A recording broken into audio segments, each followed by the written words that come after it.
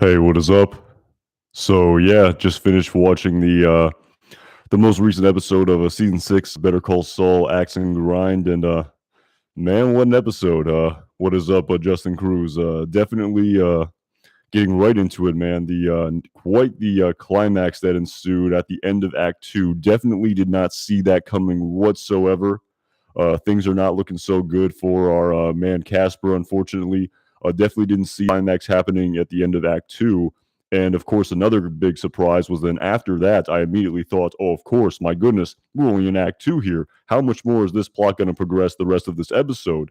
And unfortunately, the storyline did not return to the story of Lalo and Casper following the climax that ensued at the end of Act 2. So I mean, good call to anyone who said that that was Casper. I definitely thought it was a guy wearing a ski mask, but definitely good call. That was Casper with his beard that we saw back in season 4 of Breaking Bad when he was one of the German workers who was working on the super lab. So, at Brian C, dude, I'm so confused as to what is going on in the show. Yeah, it definitely requires a lot of recall to a lot of specific details that happened over the course of this series. A lot of mysteries here for sure, and a lot of callbacks to storylines that ensued over the course of season 4 as well as season 5 of Better Call Saul that I'll definitely plan on talking about in the week to come. But of course, for this video, definitely just trying to planning to just break down the entire episode here. I kind of started with that climax that ensued at the end of Act 2. Of course, that was the scene that just made me, it had me at the edge of my seat. Literally, couldn't believe that was happening there. And man, what a great call there as well, Chris. At Omaha Beach, man. Talk about the twist of fate there. At the end of the episode for sure.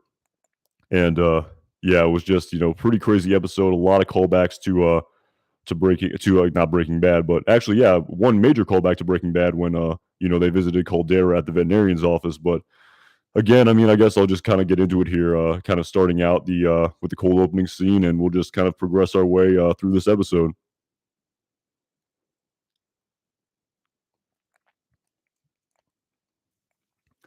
So yeah, getting right into it. Very interestingly, again, this was kind of revealed on IMDb, but we got to see the absolute confirmation here of a flashback to the childhood of Kim Wexler in none other than Omaha, Nebraska. Now, pretty interesting scene here, where again, I don't want to get bogged down in too many specific plot details here, but long story long, Kim is a young child, likely in the 80s here, and she steals a necklace. She's sort of taken to the back of the store and kind of detained. We see her mom come in and sort of, in hindsight, basically feign being incredibly angry and putting on a great scene about how she's going to punish Kim. Of course, the manager not wanting to press charges against a young girl who's likely in middle school here, for goodness sake. And like I said, her mom feigning that she's very angry, that there are going to be serious repercussions here for Kim. The manager doesn't press charges. She doesn't make her pay for the damaged necklace that Kim damaged. And of course, when we see them exit the store, Kim's mom's demeanor completely shifts from that of being jovial to that of being angry to just, having this absolute jovial smirk on her face when we realize it was a ruse all along. She even said to her daughter when she got back in the car, "I didn't know you had it in you." And it's also revealed to us that she also stole that same necklace, the same necklace that Kim, a non-broken version of the necklace that Kim wanted to steal. Kim sort of being very confused here in this scene, maybe almost feeling, I would say, maybe not okay with her mom's demeanor here. And that basically ends the cold opening scene here. Now, very interestingly, this scene was a callback to season 5 of Better Call Saul in the episode entitled Wexler v. Goodman, where that episode was the very first time we saw Kim Wexler's childhood back in Nebraska. And what was very interesting about that scene is that we kind of have to go back and recall that scene to sort of really understand Kim's mom's demeanor here in this episode, because in that scene, we see her mom picking her up from school very late. It's obviously implied to us that she's inebriated, drinking and driving, and Kim decides to walk instead of getting in the car with her, inebriated mother. And so this scene sort of exemplifies this as well, that it did kind of, initially when I saw this scene, kind of having a recall back to that scene back in season 5 of Better Call Saul, I had a very strong suspicion here that Kim's mom was not being genuine here and was putting on an act for the store manager so that it made it look as though, she was going to punish her daughter enough and that the store manager didn't have to press charges, even though that was store policy. And again, it was kind of interesting here where we hear her mom say to her, "I didn't know you had it in you," because it kind of harkens back to season 5 of Better Call Saul when came across as just a very straight arrow, someone who didn't want to get into a vehicle with someone who had even had one drink, as her mom claimed, even though it was likely it was much more than one drink.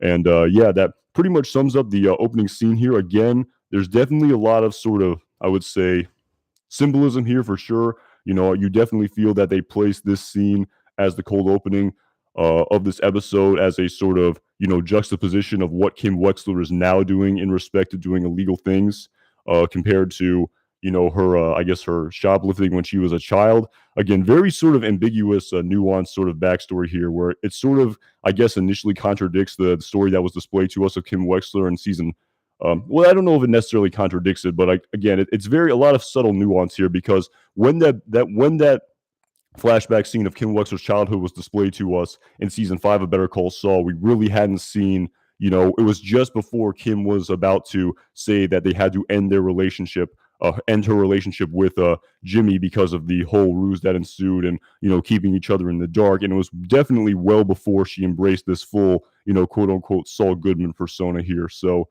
again, I'm not really sure of what exactly the creators were trying to display to us in terms of the symbolism, but there definitely is a lot of symbolism here for sure. So just, yeah, very interesting scene here where, again, I guess it kind of displays to us that Kim had this sort of, I don't know, mischievous past, but I feel like it wasn't really a sort of routine thing for her. This kind of seemed like a one-off thing.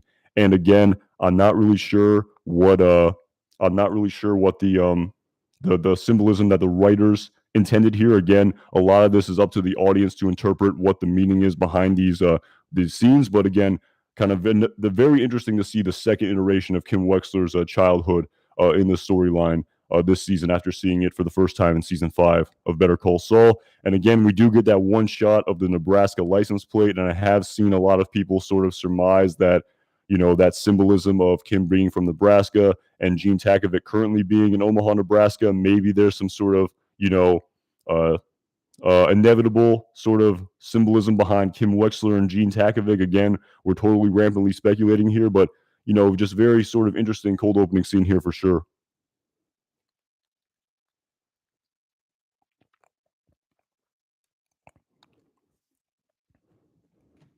At Michael Curtis, yeah, I definitely enjoyed this one as well. I mean, there was a lot of tension here for sure. A lot of sort of open-ended storylines where I didn't know where the story was going to go, especially with the climax of Act 2. Not to mention when, the next morning after Jimmy and Kim go to quote-unquote Omaha Beach to sort of get a look of the HHM conference room the day before quote-unquote D-Day.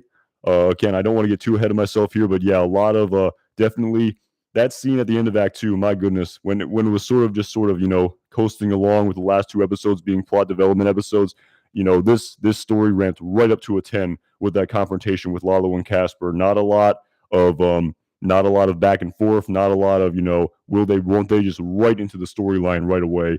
And yeah, don't want to get too far ahead of myself here, but that was quite the scene there at the end of Act 2. So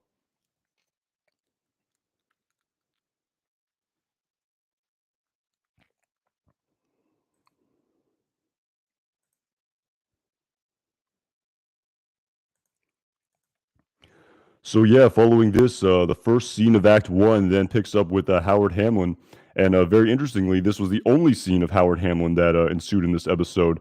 And anyway, not to try to get bogged down too many specific plot details, but very sort of, I like a good montage scene. It was a really sort of well done, choreographed, and sort of just the cinematography of the scene of Howard just making a cup of coffee. And I definitely wonder if this was the sort of was this the reference to grind, sort of coffee grind here when Howard makes this cup of coffee in the morning. He's very meticulous. He's going about his daily routine. He's very put together, going about, what he's probably done every single day of his life.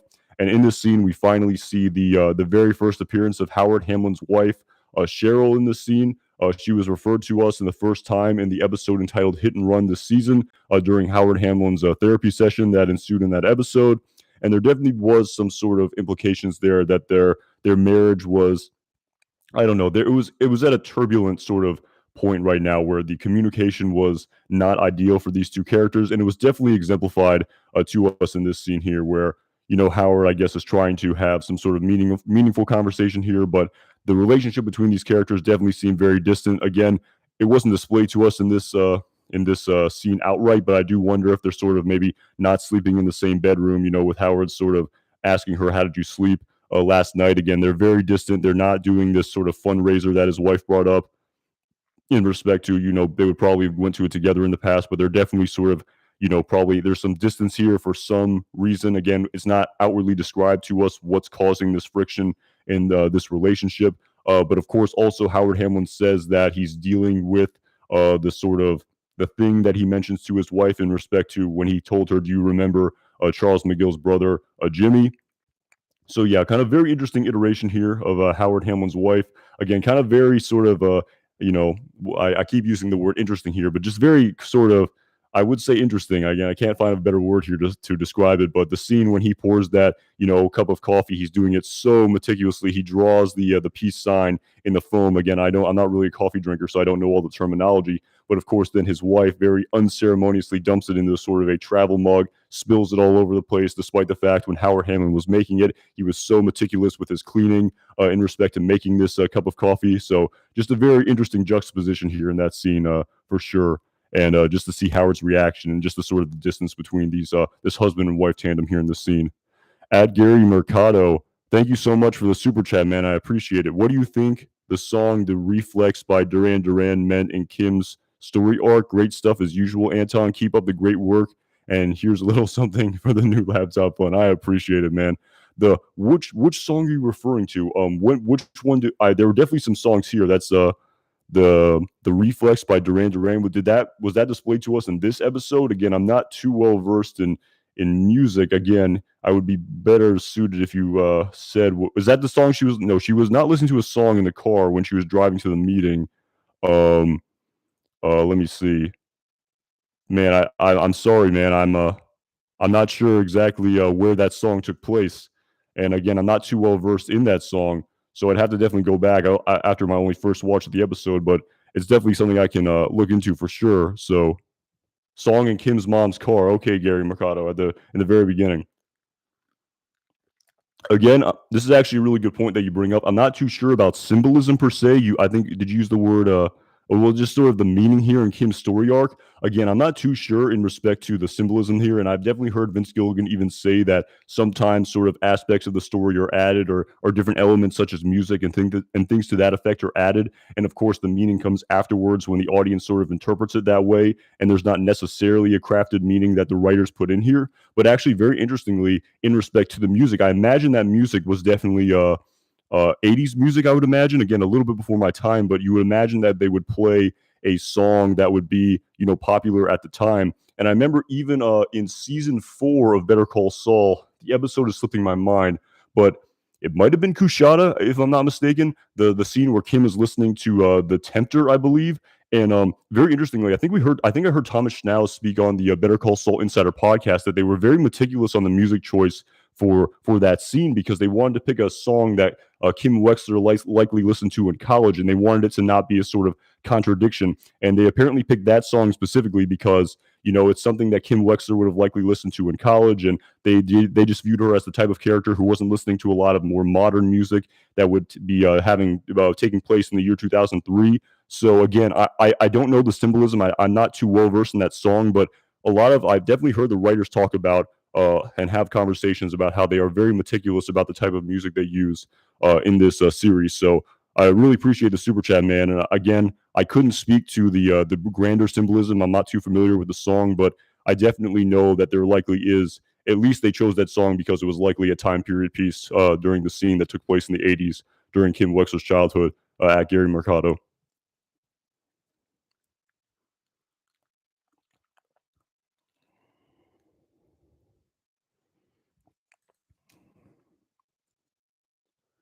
But anyway, getting into it here, we then see the next continuation of the first scene of the first act. Excuse me. The next scene in Act One then continues with Howard meeting with his PI at Hamlin McGill at his office, and we see him just again. I don't want to try to get bogged down in too many plot details here for sure, but long story long, the PI is following him, following everything he's doing. giving Howard a detailed manifest of everything he's doing, everyone he's seeing, even as much as his lunch orders, telling Howard that he had lunch at Taco Cabeza or at the Vietnamese place, which I believe there's a Vietnamese restaurant next to the law offices of Saul Goodman and Associates that's been there over the entire course of Breaking Bad. Excuse me. But anyway, the big payoff here is that we see uh, the PI show Howard a photo that Howard sees himself that Saul Goodman went to the bank to withdraw $20,000 in cash. And we hear his PI say to him, I'm no lawyer, but is there any circumstance where a lawyer would need that much cash on a day to day basis in respect to being a lawyer? And then Howard says, no legitimate reason. So again, there wasn't really a following this scene. We don't see Howard Hamlin, if I'm not mistaken, for the rest of this episode. And I talked about this in my previous live stream in respect to the fact that, even though Jimmy and Kim are working against Howard Hamlin here, unbeknownst to them, at least that's the way it seems on to the audience on screen currently, is that Howard Hamlin also has a is also working against Jimmy and Kim. And not to get ahead of myself here, no, that couldn't be the case. I mean, I'm just thinking back to the cast on The Judge, and I was wondering if Howard Hamlin maybe had something to do with that. Again, we don't know. I think it's unlikely that Howard Hamlin would use this judge and sort of, or maybe he would have. Again, I'm not too sure. I don't want to get too bogged down in hypotheticals here, but I don't think Howard had anything to do with the judge having cast on his arm, which, getting ahead of myself here, apparently completely ruined whatever plan Jimmy and Kim are trying to enact against Howard on D-Day, which was supposed to take place at the very end of this episode on that day, which the final scene of this episode concludes. The plan is currently unknown to the audience, but again, it is just a good reminder here that Howard is also working against Jimmy and Kim here, unbeknownst to Jimmy and Kim, apparently. So, very interesting sort of, plot that's ensuing here, and a lot of sort of, things that are going to come together in this final climax that we're likely going to see in the very next episode on Monday. So, very interesting scene here when we see, Howard seeing Saul take out the $20,000 here for from the bank, likely not for legitimate purposes, as he and his PI corroborate.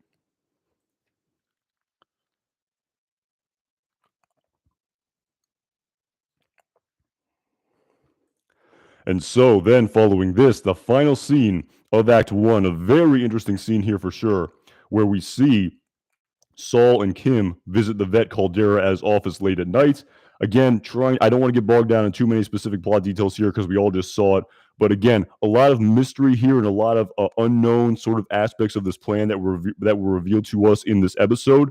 And apparently, something to do with some sort of stimulant that maybe they're going to give to Howard Hamlin or something to that effect. Again, we don't really know. There's a lot of again, it's not very it's very subtle here. It's not outwardly implied, but they're getting some sort of stimulant from the vet. They definitely put it on Jimmy's face, it looks like, and it causes his pupil to dilate very significantly. Again, he says that it's not going to show up in a drug test, and he equates the drug to, you're not going to be quote unquote tripping balls, as he said, but he equates it to 2 Red Bulls on an empty stomach. So again, if you're pretty sensitive to caffeine, a couple of Red Bulls, they'll really get you with all that other stuff like the taurine and everything in there. So again, we don't know the specific details of this plan and what this stimulant had to do with Jimmy and Kim's plan, because there's still a lot of mystery here that hasn't outwardly been displayed to us in this episode.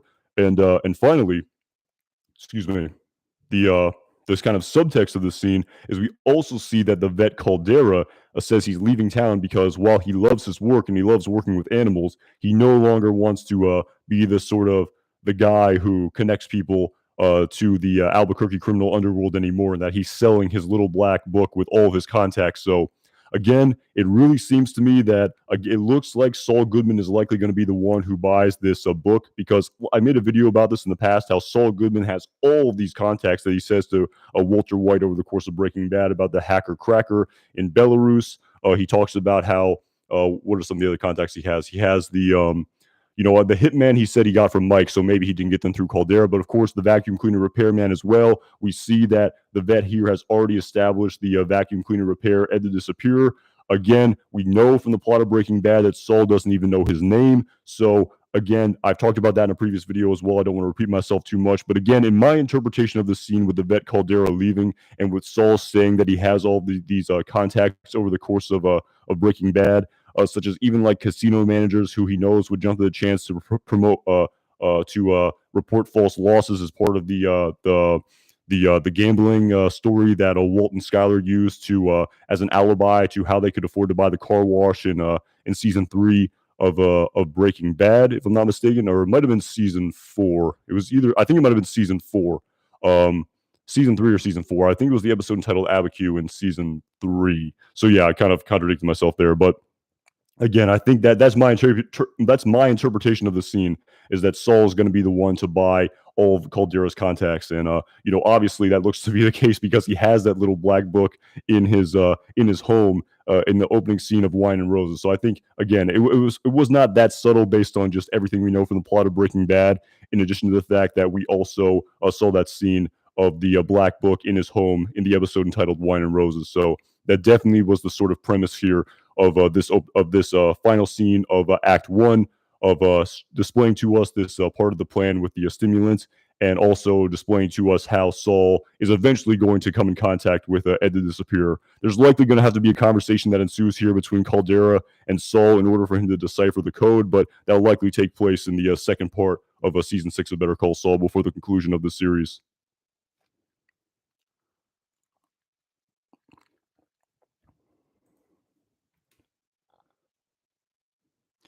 And so, yeah, that ends Act 1 here. And man, Act 2 of this episode, talk about the climax of this episode, and that is a damn understatement. So, yeah, anyway, whew, I mean, I guess just getting right into it. I mean, we first see Kim Wexler in court here doing her public defender work. And again, don't want to get bogged down in too much specific plot detail here, but long story long, the Albuquerque Isotopes air freshener that was hanging from her pro bono defendant's car. Again, I wouldn't call it a red herring per se, but it definitely doesn't seem to have anything to do with Jeff the cab driver. And you would imagine that a lot of people in Albuquerque would have that exact same air freshener in their car. So definitely a sort of subtle shout out to Jeff, the cab driver, who had that in his cab in season 4 of a Better Call Saul in the episode entitled "Smoke." I've talked about that in some of my past live streams, so I don't want to get too bogged down in the plot details here. But anyway, the main premise of this scene is following, Clifford Maine saying that, attending this session here. Excuse me, my notes are kind of getting all screwed up here. But anyway, after Clifford Maine attending the session here, again, we learn that Kim Wexler is in line to get some sort of, again, I'm not too familiar with the terminology here, but she's basically in line to get some sort of big donation or to be on some board of some very prestigious sort of law. I don't know if it's a law firm, but and it's not a law firm, but a very prestigious sort of nonprofit organization who likes to donate to causes that Kim is supporting here, basically with Clifford Maine saying to Kim that, despite this incredible work you're doing, you're putting 50 hours into this pro bono case, providing this client with a truly, the defense only millionaires could afford, and you're making $700 a pop. So Clifford Maine basically saying you're essentially making minimum wage here to do this legal work here. So this sort of is a sort of progression of the plot here where Clifford Maine says to Kim that she's in line to, I guess, be a big, to receive some sort of big compensation from this nonprofit organization in order to fund her pro bono practice. So again, while that's the detail here in this scene, of course, this will then set up where the scene goes or where the storyline goes over the course of this episode with this final climax that ensues at the very end of this episode.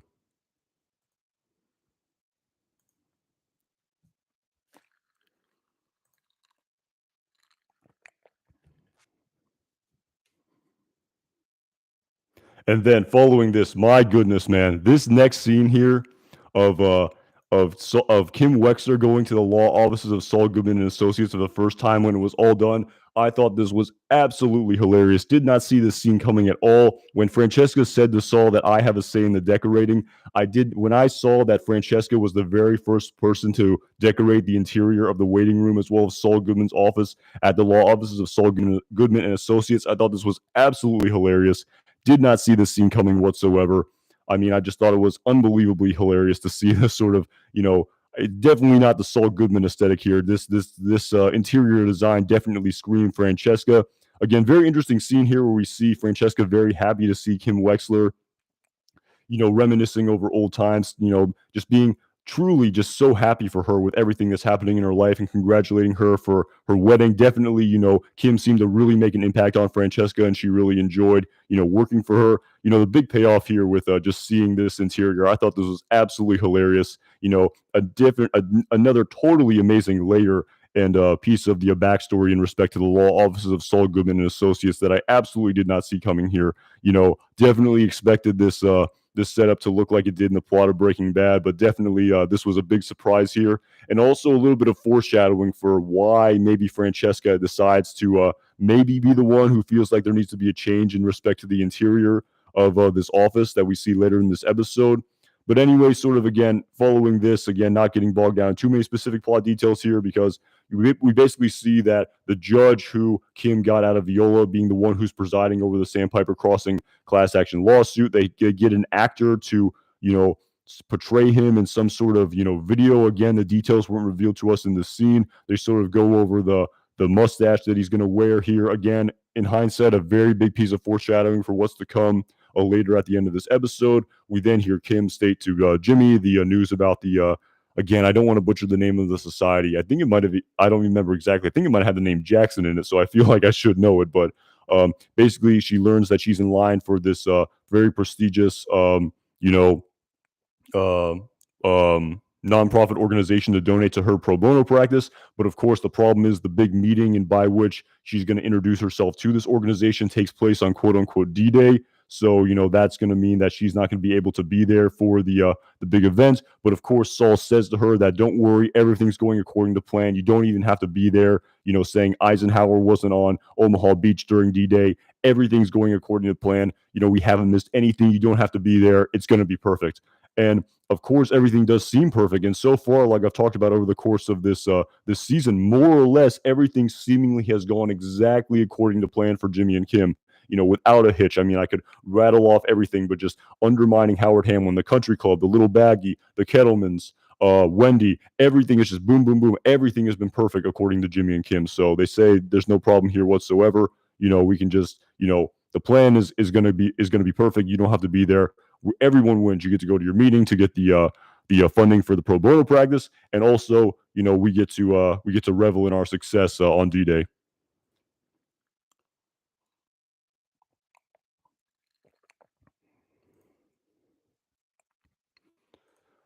Ooh, and then following this, here we are, man. My goodness, the climax of Act Two at Brian C. Thank you so much for the super chat, man. Holy shiz! I found out Chuck's ex Rebecca was played by Ann Cusack, the older sister of John and Joan. Mind blown. I had no idea. Yeah, I think that's right. I think it was Ann Cusack, and Ann Cusack, and I think she definitely is related to John Cusack, the very famous actor. So yeah, that is definitely true.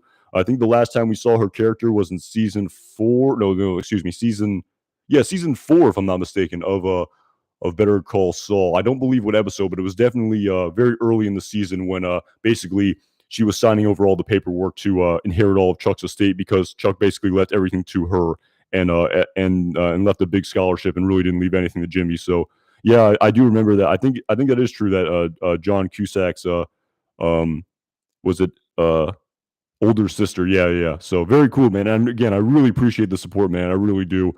I really do, man. It really helps a lot. And I really appreciate the, all the support from everyone. So thanks so much, man.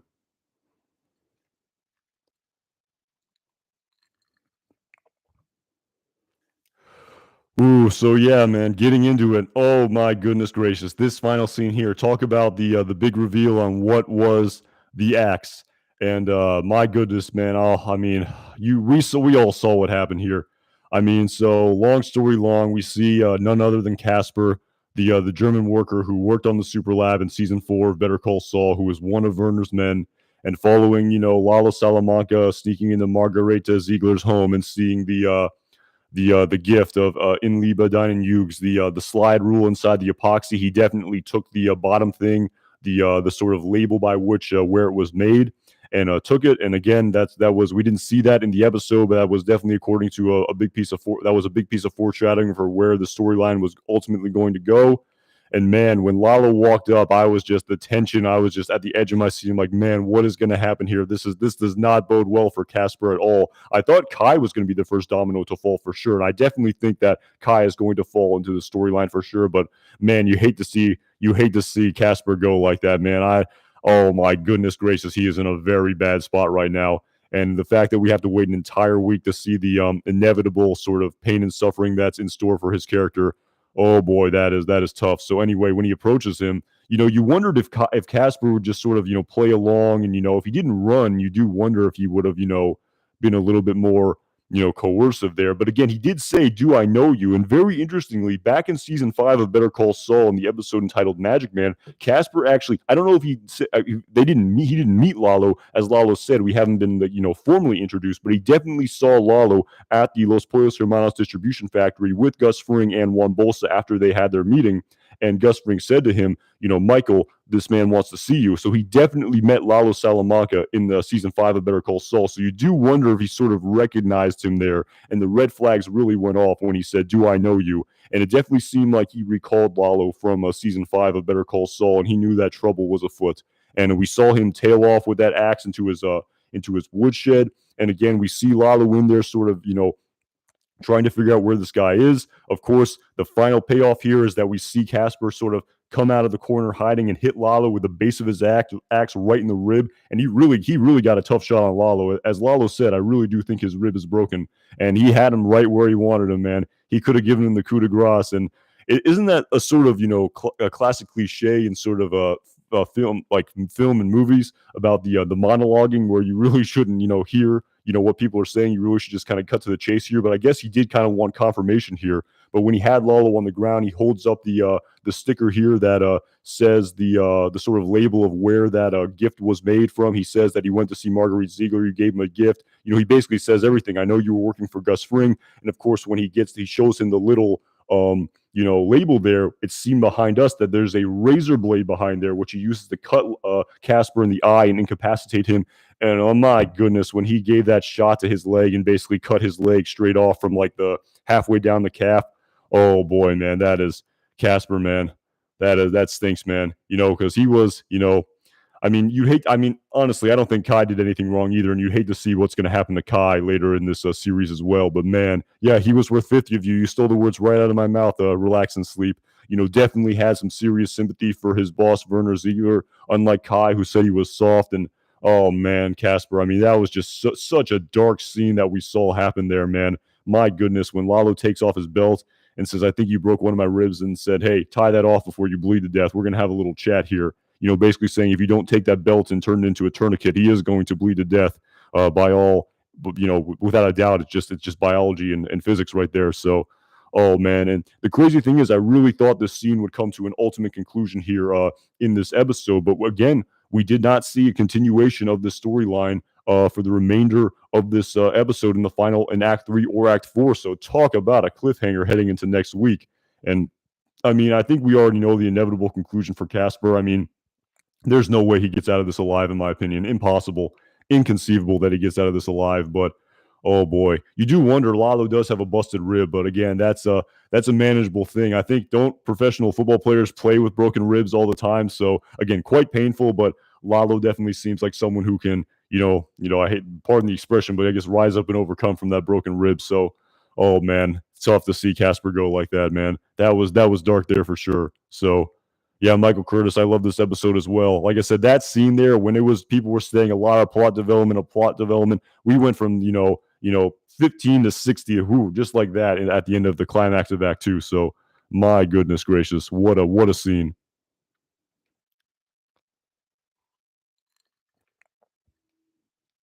At Jeff, I feel like even a bigger cliffhanger is coming in the next episode before the break. Oh yeah, for sure. I can only imagine what that um, is going to be.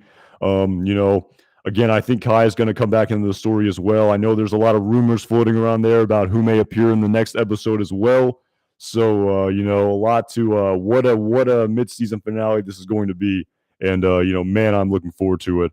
At Jeff for sure. So yeah, quite a culmination here in Act 2, and man, you hate to see Casper go like that. Man, that's tough.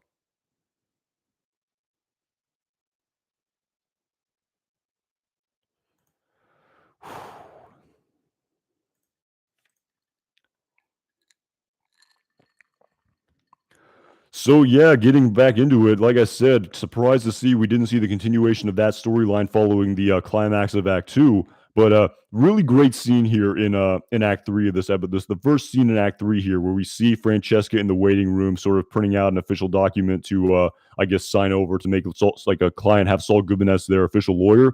And I definitely think here that the premise of the scene, when we see Francesca in this waiting room, just sort of having her desk out there in the open, and we see all the sort of riffraff, pardon the expression, of everyone there, the all the sort of undesirable sort of elements of the Albuquerque criminal underworld there, sort of smoking and being sick in that office. That definitely sort of foreshadows why Francesca was likely the person who decided to have that big plexiglass feature where she's behind to sort of be have a wall of separation between her and Saul Goodman's clients.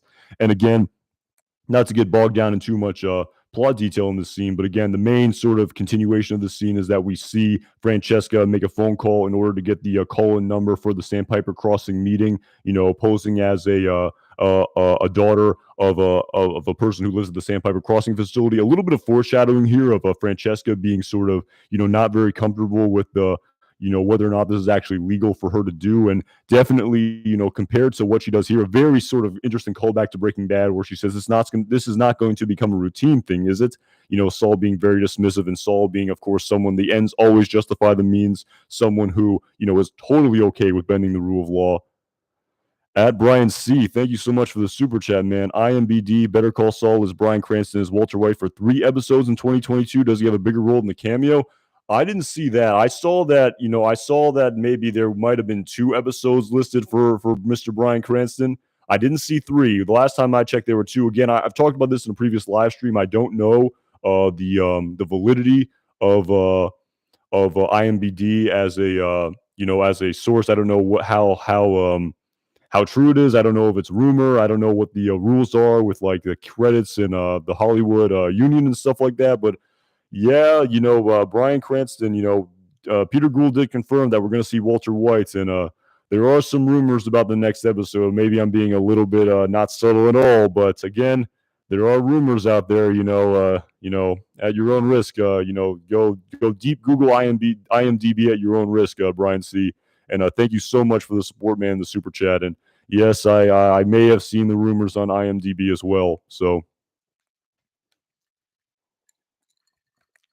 again, thank you so much for the support, man. I appreciate it so much.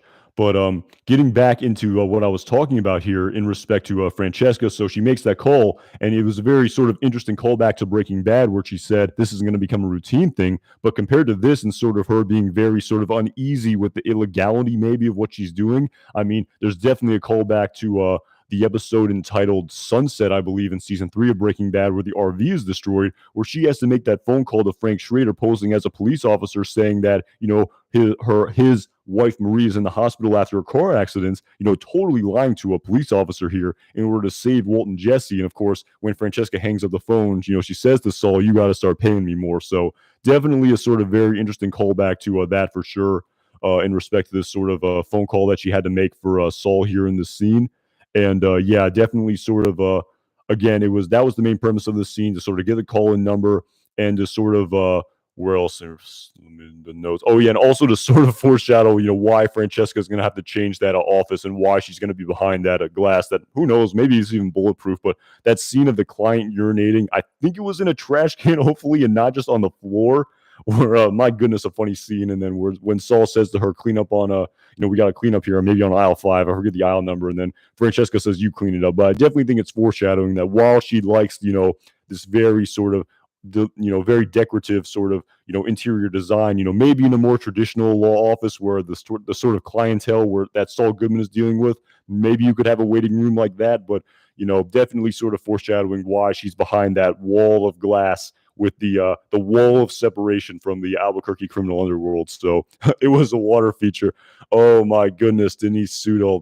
Oh, that is, I totally missed that. She did say that to Kim, that she had a water feature coming in, and my goodness, unbeknownst to her, the man was going to urinate in Saul's office right in front of her. That is a great pull right there at Denise Sudol. Yeah, that is absolutely true. I do remember she said that to Kim.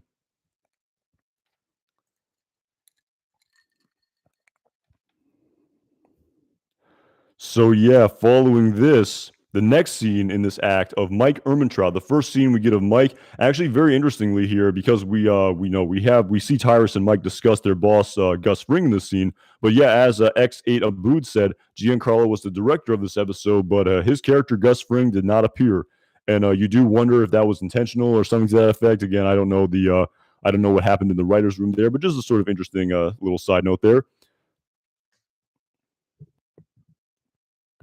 Excuse me. But anyway, sort of getting into what happens here in the scene. Oh, at James Madlena again. I really apologize if I mispronounced that name, but thank you so much, man, for the super chat. You think this organization Kim was going to interview for is possibly what starts Ice Station Zebra Associates?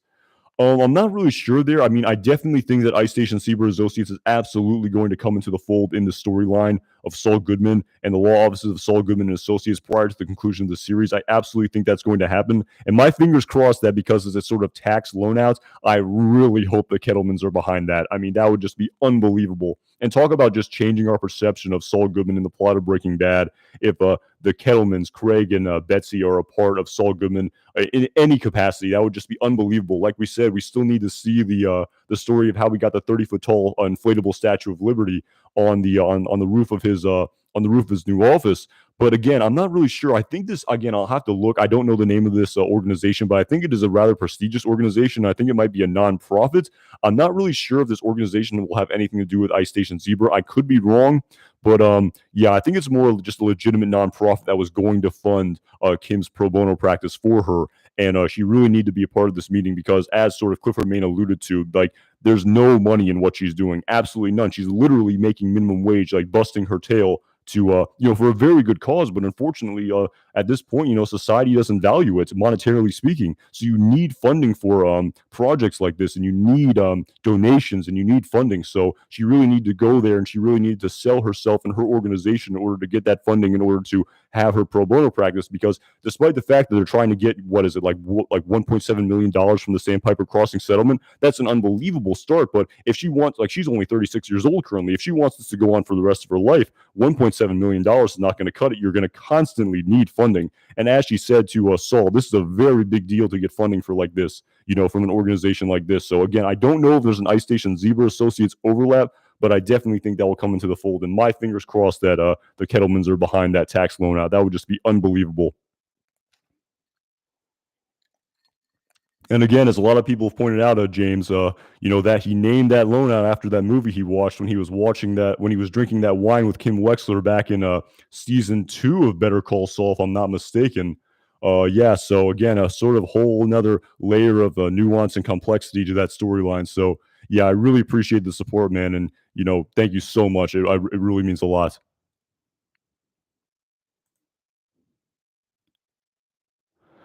But yeah, anyway, getting into it here, this final sort of scene here that concludes Act 3, we then see Mike Ehrmantraut at the laundry, and he meets with Tyrus. Again, the premise here of this scene is that Gus wanted Tyrus to meet with Mike because Mike pulled off the people watching his house as a place that Lalo Salamanca may show up. And of course, Mike says he hasn't been there for more than an hour. And again, I forget the exact quantity of time. But then Tyrus then says to him, you say we're stretched thin, but the most likely, the most logical place to pull off men who are watching, where Lalo definitely isn't going to hit, is Alameda Street. And again, we don't really know. I mean, maybe it was displayed to us earlier in the plot of Better Call Saul, but we're not really sure. But anyway, it is finally revealed to us that this is, of course, none other than the street that his daughter-in-law, Stacy, and granddaughter, Kaylee Ehrmantraut, live on. And of course, Mike being who he is, he obviously, his own safety is secondary to the safety of his daughter-in-law and granddaughter, Kaylee. And just after seeing what Lalo did to this man here, Casper, and maybe in Budapest, again, we don't really know. Very interestingly, when Casper flew from New Mexico, he flew to Vancouver and then to Budapest. Again, I don't know whether or not that took place in Budapest or whether or not he's somewhere in Germany. Again, it was a little bit unclear. All of the German workers flew to different places, again, most likely to, lower the suspicions of all these German men flying out of Albuquerque to the exact same place, which Gus Spring, clearly didn't want. But yeah, basically revealed to us that Mike has Gus Spring's men also watching his granddaughter's house, is a place that Lalo may turn up. And of course, he has a conversation here with his granddaughter and his daughter-in-law through the window of the house across the street.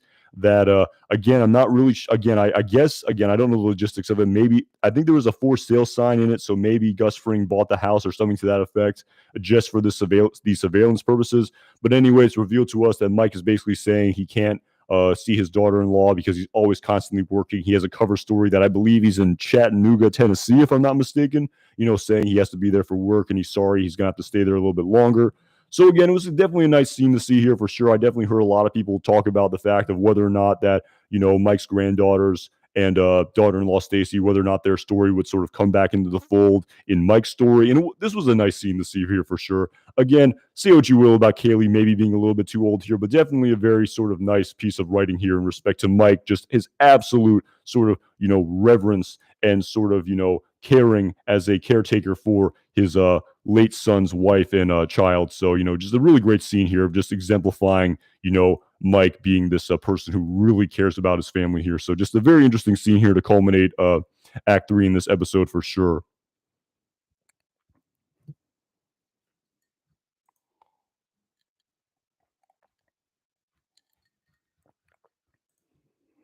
And finally, ooh, man, the very final act of this episode. Again, when I saw this scene of the sink, I did wonder whether or not this was going to be Lalo Salamanca, but it was revealed to us that this was none other than the apartment of Jimmy and Kim. And it was, again, it's sort of them just sort of going over the final stages of their plan here, basically saying, we nailed it, we knocked it out of the park, man. Like, I'm editorializing here, but basically saying everything went perfect. Everything's according to plan. Tomorrow's D-Day. We're going to get everything we wanted and more. Our plan's going to be, a total success. Not only that, you're going to get this funding for the pro bono practice on the same day. You don't have to be there. My goodness, we won. And of course, following this, Saul says to Kim, let's go out, to Omaha Beach, and then she sort of smiles, and it's revealed to us that they go out to the lawn, looking into the conference room of HHM, where whatever plan that they're trying to enact, which was displayed to us in this episode, not concretely, but whatever this plan is with all of these various subtle details with the stimulant and with the judge and with the video with the new University of New Mexico students, whatever that plan was, it wasn't clear to us, but whatever that plan was, it was just sort of them sitting there and about to revel in it, saying that tomorrow was D-Day. Again, I did wonder if we were going to sort of see a continuation here of that night, but it's then revealed to us that the story then pans to the next morning.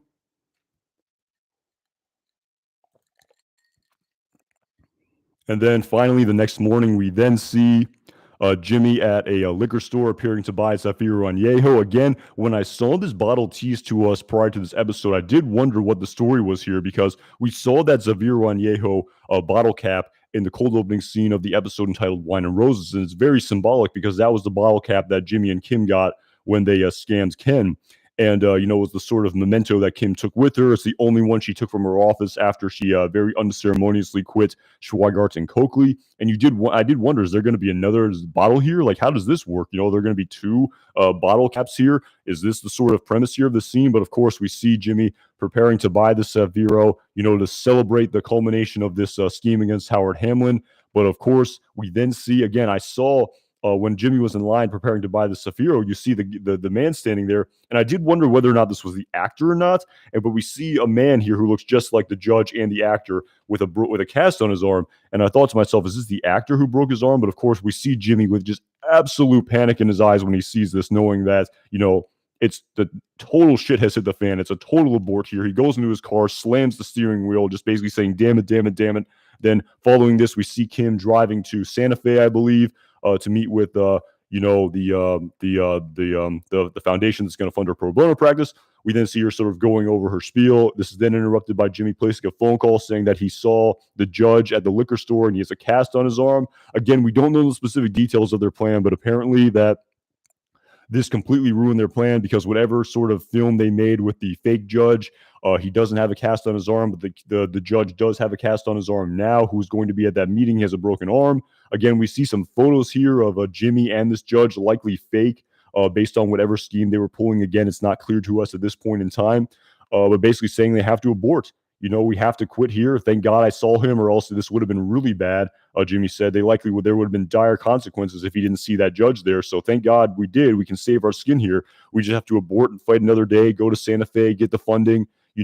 That's what we have to do. And of course, we see Kim sort of have this brief moment of introspection and then say to herself, no, it happens today. And then make a very illegal, violent U-turn across the median on this, what appears to be highway, and tail it back to Albuquerque, thus ending the penultimate episode of the first part of season 6 of Better Call Saul here. So Again, we don't. I'm very curious to know what this plan is here with all of the sort of clues here that weren't outwardly displayed to us with whatever the stimulant is here. I imagine they're going to try to give that stimulant to Howard Hamlin in respect to the cocaine. Again, I have to go back and listen to Caldera's dialogue. I don't think the stimulant was for Jimmy. They were sort of testing it on him at Caldera's office, with his pupil just absolutely dilating.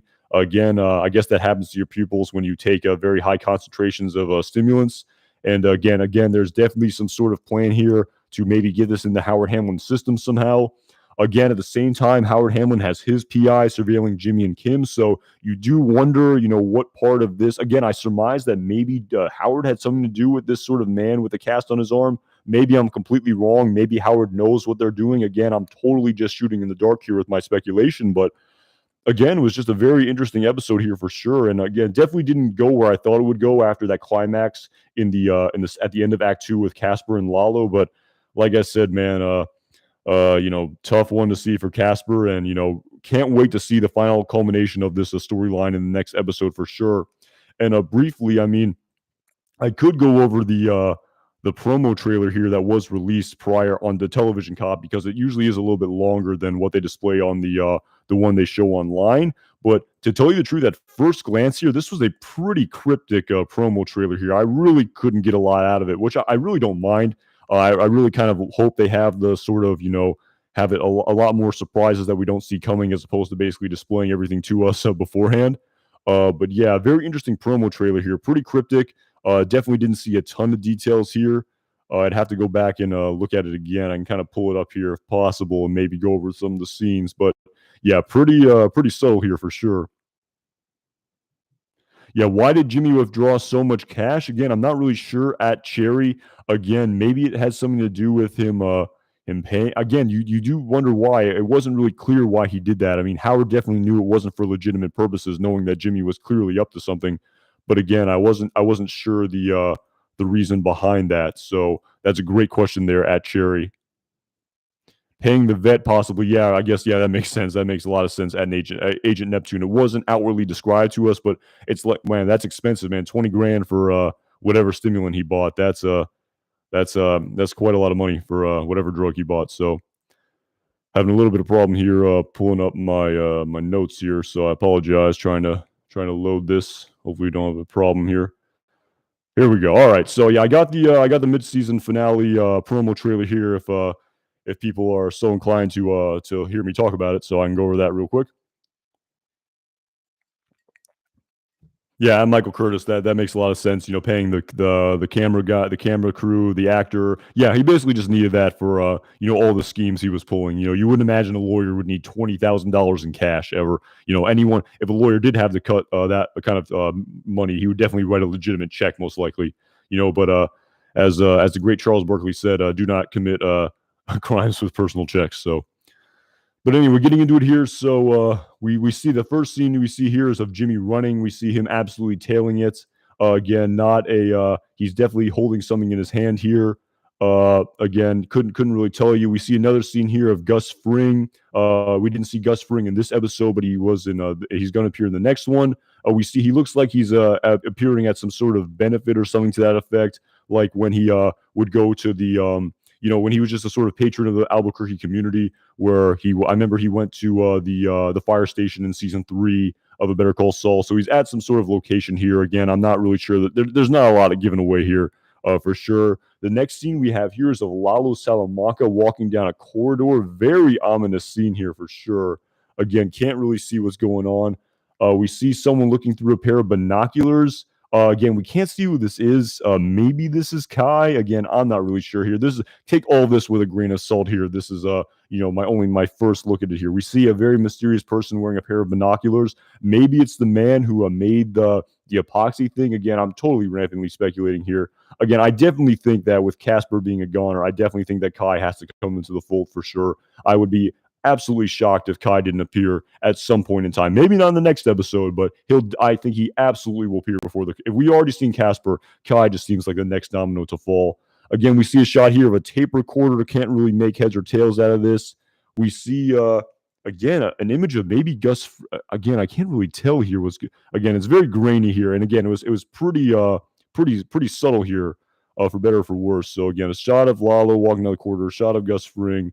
Again, someone looking through a pair of binoculars, can't see, someone holding a tape recorder. We then see Gus and Mike having a conversation. We see Howard again, a quick shot. We see the meeting room. We see Howard running up a flight of stairs. Clifford Maine looking very confused. We see Jimmy going into an auditorium. We see him talking to a random stranger wearing some sort of thing. We see him talking with Kim. Again, it's going by quickly. Another grainy shot I can't really make out. We see Lalo Salamanca lying back in a car. We see a sort of a kitchen timer about to go off. So yeah, I actually, my favorite part of this teaser was the fact that it was so damn cryptic, and you really couldn't make heads or tails out of it. So that's basically my favorite part of this. I want a lot of as many surprises as possible heading into this mid-season finale. So yeah, overall, yeah, Cliff's facial expression, yeah, him running up the stairs. I definitely think that maybe they get, as Kim Wexler said, this happens today, with or without this, the fact that their plan seems to be ruined with the fact that their actor doesn't have a cast and the actual judge does. So you would imagine that they're going to give Howard Hamlin the stimulant because he is running up this flight of stairs. And you definitely think with the sort of premise of making him seem as though he's a cocaine user, you definitely want to make him sort of give him a stimulant that would sort of mimic this behavior. So yeah, I mean, quite the escalation here in respect to a plot development episode. And yeah, I can't wait to see what happens in the next episode for sure. I mean, the rumors floating out there in respect to a certain couple of Breaking Bad characters who may appear in the next episode. Again, I hope I'm not being too subtle here for anyone. But yeah, it was quite the escalation here. I definitely thought Kai was going to be the first sort of domino to fall in respect to Lalo finding the one of Werner's workers. So yeah, I mean, oh my goodness, oh man, what a climax there at the end of Act 2, and man, you feel for Casper for sure. So good call on anyone who said that the man holding the axe had a beard, because I definitely thought it was a ski mask. So, and yeah, Justin Cruz. Speaking of Kubi, the knowledgeable contact was not Kubi. It turned out to be Caldera. That was the knowledgeable contact who they enlisted in this episode. So again, fingers crossed for Bill Burr appearing at some point in time in this series before the conclusion. So at Nick Russ, thank you so much, man, for the super chat. I really appreciate it. What are the chances of Jimmy just so happening to see the judge? Am I missing something, or does it seem so coincidental? That's a really good point, man. And that's why I sort of, again, it's totally my rampant speculation here. And thank you so much for the support. And it's a really great question. The first thing that went into my mind was we saw Howard going over the sort of photos he saw of his PI. So you would imagine that they're knowing every single place that Jimmy is going. So you do wonder if, maybe this was a sort of something that was turned around on Howard. Like Howard turned around the sort of turn the tables on Jimmy here with the judge. Again, maybe it's total pie in the sky here in respect to the odds of seeing this being astronomical. And it's really kind of funny when you talk about the what are the chances with, yes, the odds of him seeing the judge at a liquor store, probably in the grand scheme of the universe, are probably astronomical. It's absolutely correct.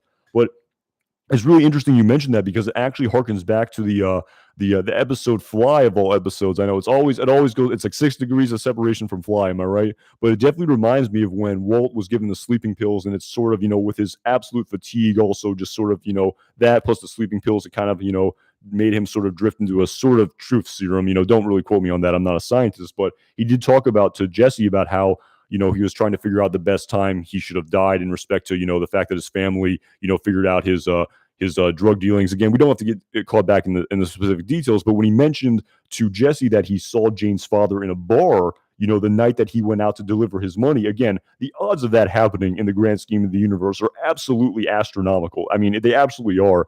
And then I feel like it's just the kind of nature of television. In the grand scheme of things, I feel like the odds of these people like running into each other, I mean, I've definitely heard people maybe talk about on Reddit and stuff to that effect, at Nick Russ, that Albuquerque is a pretty small world, how, all of these sort of characters that we all know from this universe keep bumping into each other. And the odds of it are probably pretty astronomical, but I guess that's what makes it such a, interesting story, because, truth is stranger than fiction, in respect to, I guess, the point I'm trying to make here is, I guess these sort of crazy coincidences sometimes do happen in real life. And yeah, I definitely agree that the odds are astronomical at Nick Rusk. And that's why my sort of red flag went off to maybe Howard, maybe turning the tables on them in respect to, him planting this, maybe it's a fake judge or something to that effect with a broken arm. Again, I don't really know. I'll have to go back into it. But Yeah, so just kind of an interesting point there. In the grand scheme of things, I feel like it is pretty astronomical, all these coincidences, but I guess that's just the nature of television. So it's called Suspension of Belief at Leo 580 5208. Man, I'm dyslexic with the number reading, but okay, I'll take your word for it, man. I'm not too well versed in psychology, but or anything to that effect. But yeah, it's definitely something I've noticed, the sort of little coincidences that happen in this series. And yeah, Nick Rust, that's a really good point you make. That's something I definitely thought about, and that's something I'm definitely going to go back and have to look at during my second and third rewatch of this episode for sure. So again, I just saw it like the rest of you guys, and you definitely learn a lot on the second and third and fourth watch sometimes. So for sure. And thank you so much for the super chat, man. I really appreciate it.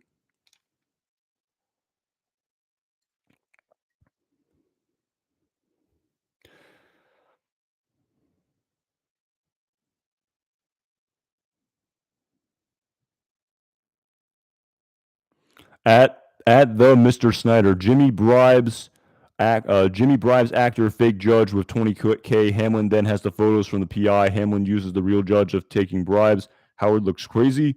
Yeah, it definitely looks like that for sure. We saw those photos in, I believe, Jimmy's car. With it definitely looked like, you know, it was that makes a lot of sense there with the 20 grand about the judge taking some sort of bearing false witness against the judge with the photos there, and Hamlin accuses the real judge of taking bribes. Howard, look, yeah, that definitely seems like that you definitely seem to be right on the point there in respect to what's going to happen, uh, in respect to what the initial plan was in order to, I guess, undermine Howard Hamlin. So yeah, that's a really good point there for sure. I'll definitely have to go back and look at that. But again, it was very unclear. Again, I kind of like the subtlety of it. You do like the mystery, as Vince Gilligan I think kind of said. If you give everything away in like I'm sort of editorializing here, but if we gave everything away in the penultimate episode, then why bother watching the mid-season finale? So again, it was sort of a little bit confusing. But yeah, that you definitely at the Mr. Snyder, you definitely seem to be right on the money there with that description in respect to those photos we saw in Jimmy's car when he was talking with Kim when he said that the plan totally blew up in their face. So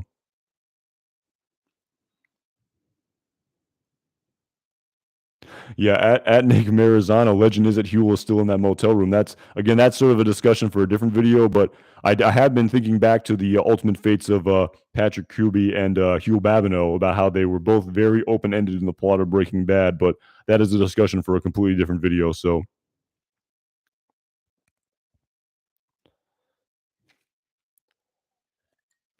and again, speaking of Huel Babineau, I see some people mentioning him at Rich MC and at Nick Marizano. I have heard a lot. I did mention this in my previous live stream about the fact that it was actually quite interesting. I mean, I don't want to repeat myself too much, but about how they sort of, in the plot of Breaking Bad, it was definitely implied to us that after Mike threatened to break Saul Goodman's legs at the end of season 3 of Breaking Bad in the episode entitled Full Measure, this is what sort of scared Saul. And this is what caused him to hire Huel Babineau to be his bodyguard in the premiere of season 4 of Better Call Saul entitled Box Cutter. But of course, now with the backstory of the backstory of Better Call Saul, excuse me, we now know that Huel's backstory with then even Jimmy McGill goes back much further than that. So the question I have, of course, is where was Huel Babineau all throughout the course of Breaking Bad prior to him being hired as a PI by Saul Goodman? So you do wonder, the nuance of that backstory, whether or not they're going to display it to us or something to that effect. But at the same time, I have heard people say that it's likely that these timelines aren't going to meet up.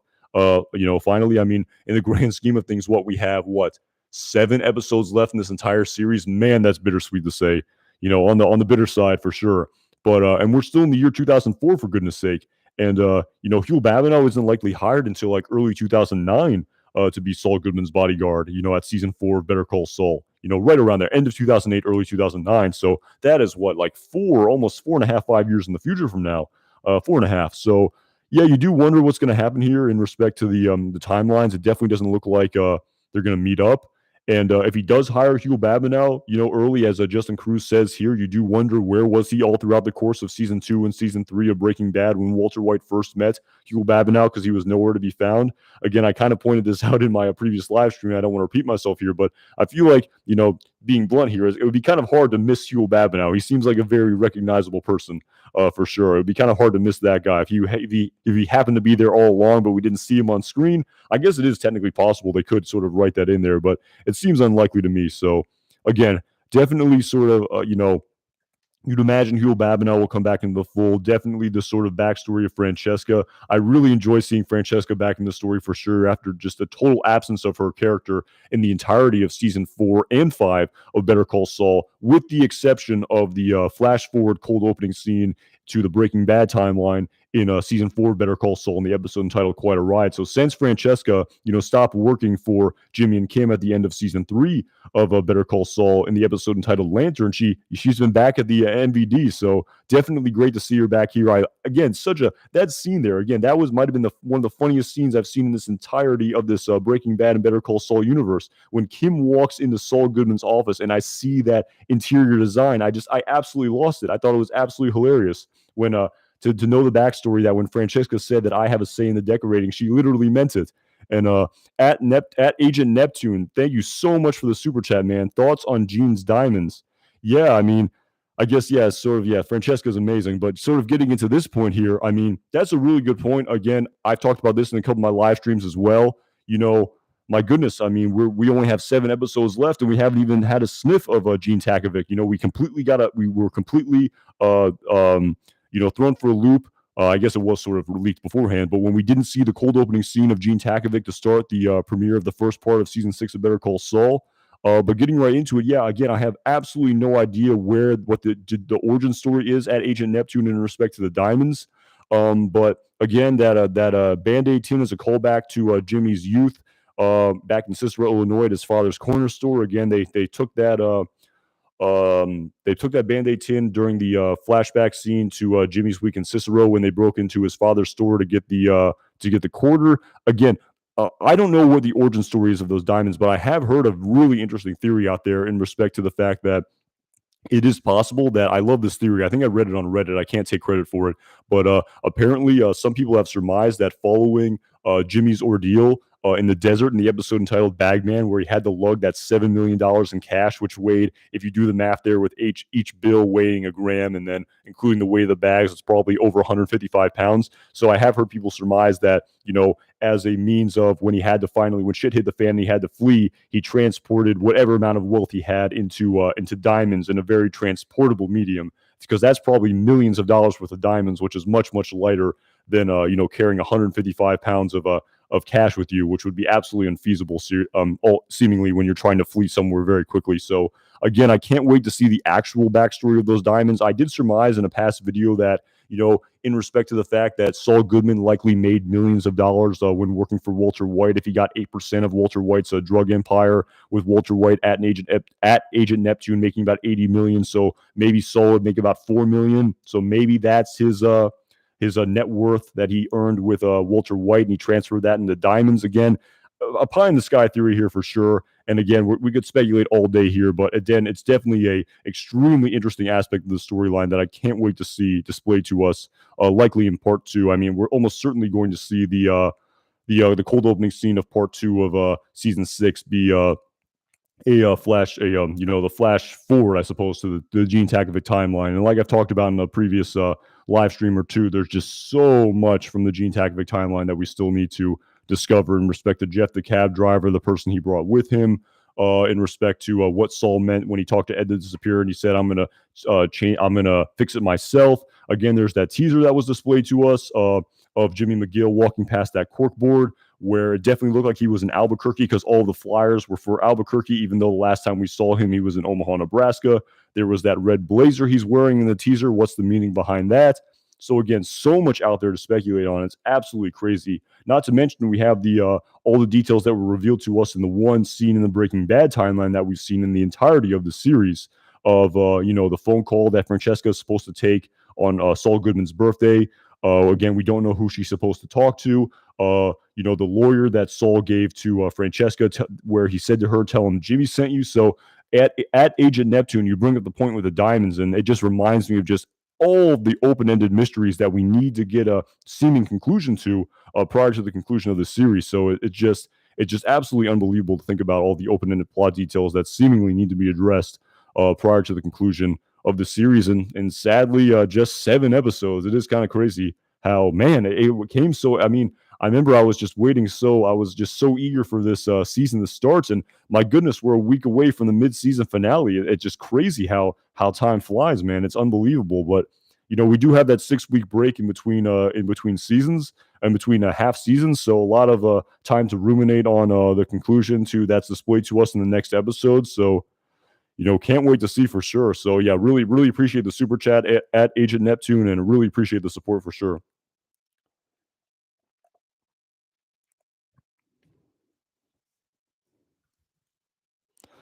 And yeah, speaking of which, we saw that very opulent sort of Scarface-esque house in the flash forward to, I guess that was technically the Breaking Bad timeline, if you will. You could kind of call that the second scene in the Bad timeline that we've seen, in addition to the quite a ride flash forward to Saul Goodman's office. But you do wonder if we're going to eventually see that house, or maybe that's the only iteration of Saul Goodman's house that we get to see in the entirety of a Better Call Saul as a series. Because right now he's living at the apartment that he's lived in ever since he sort of started dating Kim Wexler, and he's been there ever since. So again, can't wait to see what happens. So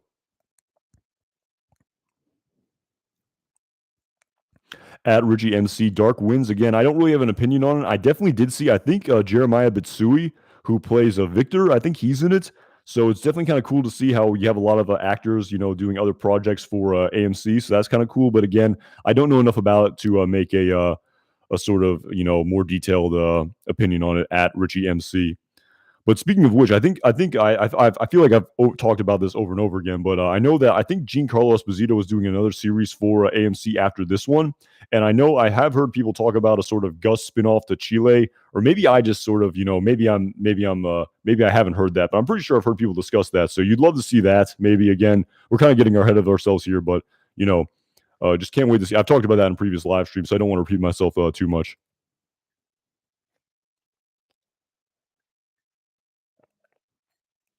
At Michael Curtis, that's a great point there. Somehow waiting week to week to watch every episode has been excruciating, but yet it's still flown by. That is talk about an accurate description there for sure. At Michael Curtis, my goodness, it has absolutely flown by. So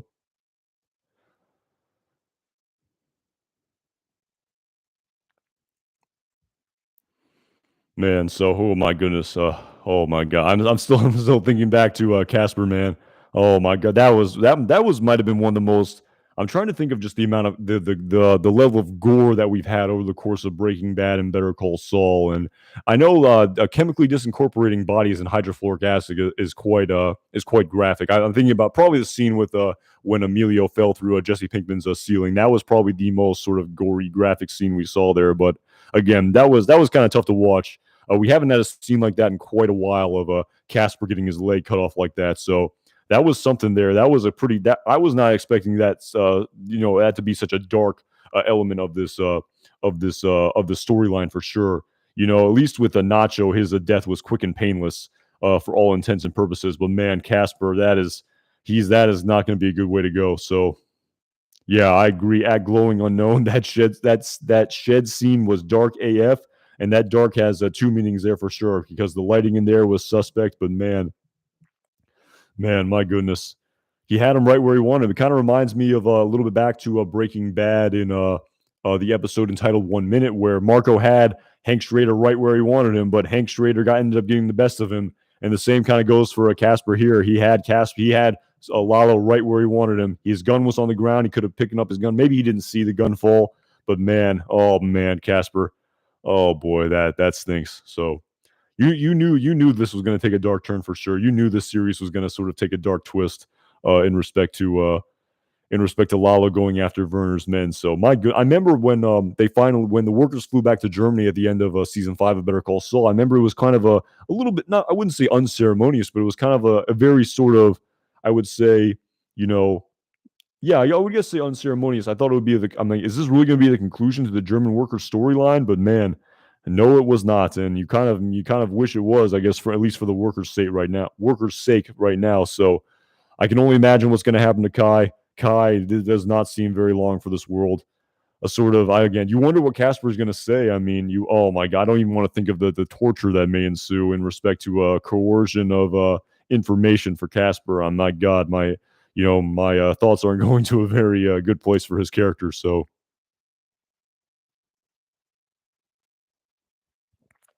Again, at Random Randy, again, I don't know about all of that in respect to the actual iterations of their appearance, but there are some rumors floating out there for the midseason finale.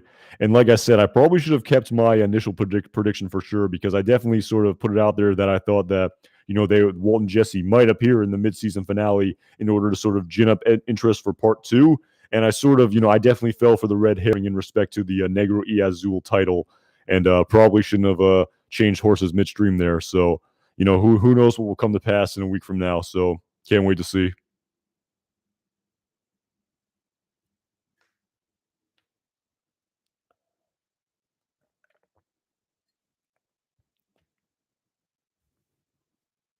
Yeah, at CJ Kai should hit him with the sharp end. Again, I think Lalo may get the best of Kai too. So yeah, I mean Casper should have hit him with the sharp end for sure. Again, you wonder why he didn't. I guess yeah, he probably should have. Again, I guess he definitely should have. He should have did to Lalo's leg what Lalo did to him. So man, that's a oh my god, that is a tough scene there. So right up there with Gail Bedecker, getting the coup de grace right in between the eyes. So again, a tough scene to watch. It really is. Oh, man, Casper, yeah, yeah, yeah, yeah, Casper, yeah, for sure. I saw people saying that. So again, in respect to the climax that happened at the end of Act Two, I definitely thought, with the pace that's sort of been displayed to us over the course of this half season, I definitely thought there would be a continuation of that storyline for sure in Act Three or Act Four. But again, I guess they wanted a very big cliffhanger for sure, and man, is there a big cliffhanger? So I don't know what's going to happen here, in respect to all the rumors with certain Breaking Bad characters appearing in the next episode, in respect to what's going to happen with the storyline of Lalo and Casper. I mean, I can't wait to see the final culmination of the storyline. It really kind of the storyline of Jimmy and Kim's undermining of Howard Hamlin. It really seems like it's reaching its apex here. In respect to the mid-season finale, so it definitely seems like a perfect place to sort of wrap up the storyline. And you do kind of again with the sort of apex culmination of so many storylines building to this mid-season finale, you do wonder what the final 6 episodes are going to entail for the series. Definitely some Gene Takovic for sure. And again, the more I watch this, the more I'm just thinking that there's no way the timelines are going to meet up, just by the fact that we're so far away from the Breaking Bad timeline, as I talked about earlier in this stream. But yeah, so oh man, yeah, yeah.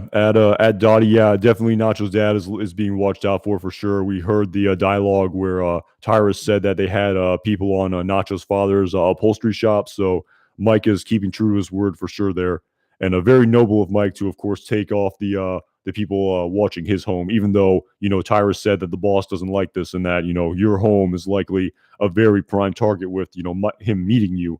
So for sure, yeah. At Bernie Herms 4.0, hearing the midseason finale is going to be insane and heartbreaking. I mean, I don't know about all that, but those adjectives definitely seem to make a lot of sense to me just based on what we've seen so far. So that is an interesting point too, as well, in respect to the timeline at Bernie Herms 4.0. In respect to potential timeline skip. Again, I talked about this a little bit in my previous live stream, and that I think the biggest timeline skip we had occurred in the episode entitled "Something Stupid," which was about 9 months. Very well done in respect to the necessity of speeding up the storyline, in respect to the culmination of Jimmy's PBD work and Kim needing to get her cast off. So yeah, that was the biggest time skip we got. But you do wonder if we'll see another one like that for sure. And it's crazy to think that this season, this half season was 7 episodes, but the next one's only going to be 6. And so yeah, man, it's again with the mid-season finale already approaching, it's kind of a little bit sobering, and it's kind of just setting in that this show is going to end eventually, in the months to come. It's bittersweet for sure. So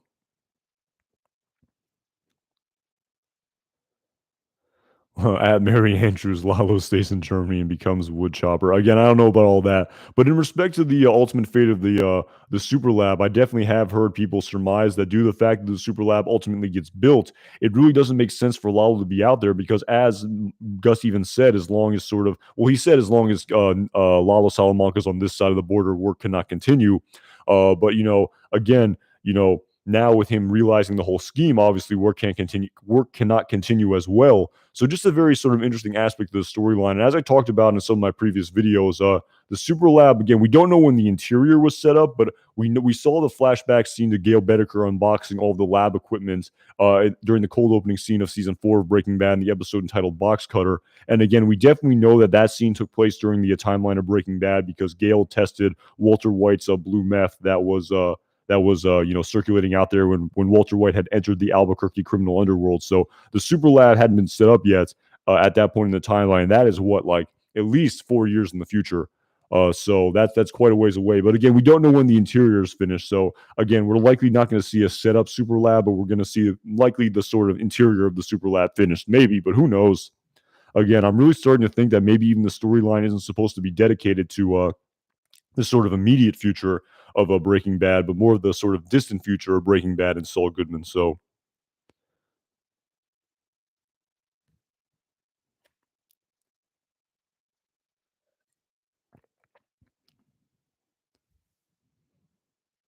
at Chris Cisneros, I believe Howard will take a sad trip to Belize. Again, I have heard that theory floating out there. Again, I'm still on the fence with that. I'm not really sure whether or not Howard's going to meet his ultimate demise here. I definitely think he's a smarter character for sure than we kind of gave him credit for, especially in respect to the fact he wasn't just going to lay down and take these baseless accusations by Jimmy and Kim. But again, will he take a trip to Belize? Again, I don't know what iteration of that will be. I mean, I don't see him taking his own life for sure. At least with everything that we've seen of his backstory over the course of the first part of season 6. But could it be accidental? Could he like sort of get caught in the crossfire here? I mean, when you say take a trip to Belize, I wonder if are you mean that like someone's gonna put a hit out on him, like sort of Saul was insinuating when he was talking to a Walter White about Hank Schrader after Hank figured out that he was Heisenberg. So again, I'm not really sure what's gonna go on there, but yeah, at Agent Neptune, you say Kai will spill on Mike. I'm more concerned for what Casper's going to say. I mean, he's in a bad situation right now. I mean, he's already effectively dead. So, I mean, you wonder what's going to happen. So, my goodness gracious, that was a tough scene to watch. So,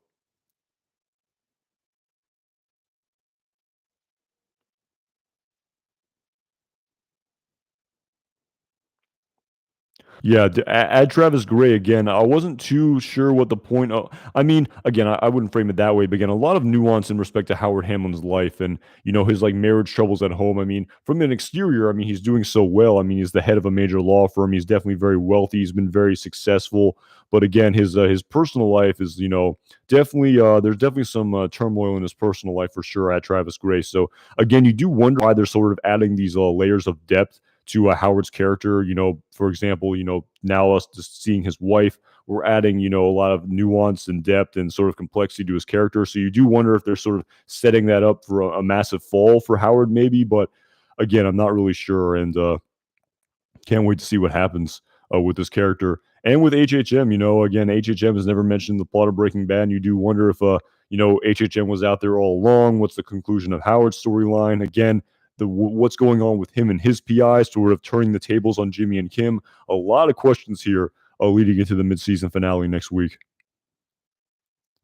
At GS Howard, a barista in his past life. Yeah, he did a bang up job with that coffee he was making, and I definitely think that was the sort of reference to grind. Again, I don't know what other sort of reference that would be. We definitely saw people drinking coffee over the course of this episode, but very interesting title. And my goodness, Axe was an ominous title, and the conclusion of that was very intense indeed. Pieces to you as well, Agent Neptune. That is right. If you're referring to what he drew in that coffee, so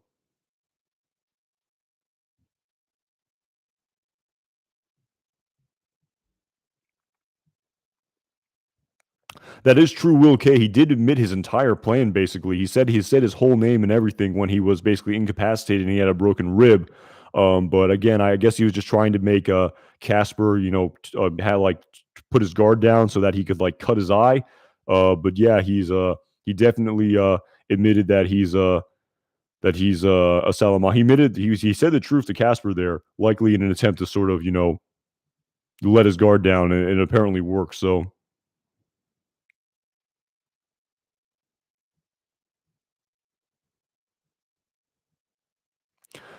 Yeah, you do wonder, Chris, scenarios in respect to, his PI meeting with Mike's people, if that sort of meeting is inevitable and sort of Mike's reaction to that. That's a really good point you make, and something that I've thought about as well in respect to the storyline. You say Howard will find out too much information and Mike will get a hold of that. Again, I'm not sure about the specific plot details that's going to happen in the storyline, but it definitely seems like the two, like, people surveilling Jimmy and Kim, of Howard's PI and Mike's people meeting, that definitely seems like pretty inevitable before the conclusion of maybe even the next episode. Who knows? So that's a good point. So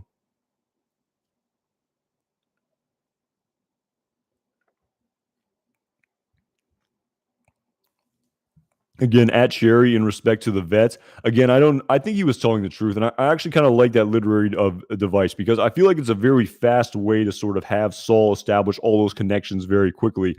Because I talked about in a previous video that Saul has so many connections in the plot of a Breaking Bad.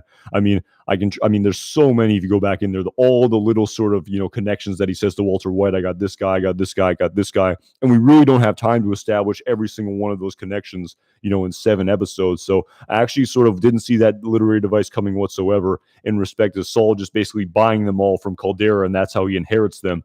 And so he basically becomes the sort of Caldera character. And I didn't see that coming. That's actually quite a nice twist there in respect to the writing. So, I kind of like the way to sort of speed up the plot in respect to that. And yeah, I think he was being sincere, how he even said to not when he saved Nacho Varga in season 4 of a Better Call Saul, I think in the episode, and oh my goodness, Evan Berg, thank you so much. Awesome episode. D-Day is nigh. One more episode till the midseason break. Hope you were able to get a new computer set up. Maybe this will help a little. Thank you so much, man. You're too kind, man. I really appreciate it. Yeah, I'm definitely streaming off the low key setup that really isn't compatible with anything. So I really appreciate it, man. I'm definitely gonna have to get a new computer for sure. First, I really appreciate the support, man. Thank you so much for that. I really appreciate it. And yes, I will be, investing in a much better streaming setup during the mid-season break. That is definitely the intention, and the support really means a lot, man. I really appreciate it. Thank you so much. And yeah, I'm looking forward to that mid-season break as well. And well, not the mid-season break. I'm looking forward to the mid-season finale and the ruminating on in the mid-season break. So a lot. Can't wait to see what happens in that next episode, man. I really appreciate the support. But yeah, quickly just going back to Caldera again, like yeah, I like that as a literary device. And again, yeah, I was talking about how I remember back in season 4 of A Better Call Saul, I believe, in the episode entitled Something Beautiful, off the top of my head, where Nacho Varga gets shot as a pawn in Gus Spring's chess game. Where he makes it look like the Salamancas were hit by a different gang, which the Salamancas eventually take out. Again, I don't want to get bogged down too much in the nitty gritty of the backstory, but we see Caldera, after he saves Nacho's life, say to him, like, from now on, I never want to see you ever again. This cartel shit is too hot for me. So I'm sorry, I forgot who made that comment going back into it about whether or not Caldera was being sincere at Cherry. So yeah, I think he was being sincere, and I kind of like that callback back to season 4 of Better Call Saul, and I like it as a callback to it is sort of I guess a happy ending for Caldera. He's going to end. He's going to leave town. He's going to be a vet somewhere else. It was kind of a nice little scene there where he talks about, like, that's what it's all about. All the cards he gets from the pet owners who are genuinely appreciative of his work he does with animals. And I remember even when Mike bought that dog as a sort of alibi to why he always goes to the vet, he tells that story about the guy who like bred a dog so much that like her entire like reproductive tract just became one big hernia. He's like, people like that should go to straight to hell. And like, he definitely has, I think, a genuine passion for animals. So I think it makes a lot of sense based on the backstory we've seen of his character at Cherry, and also it's a very sort of creative way to establish the sort of all the connections that Saul has very quickly, as opposed to having to display to us every single connection that he ever had. So very good writing there, actually. I really actually like that. Well done in the writers' room for sure. I mean, that's why they paid him the big bucks, and that's why I'm just some guy on the internet who likes to talk about it. But definitely good writing there for sure.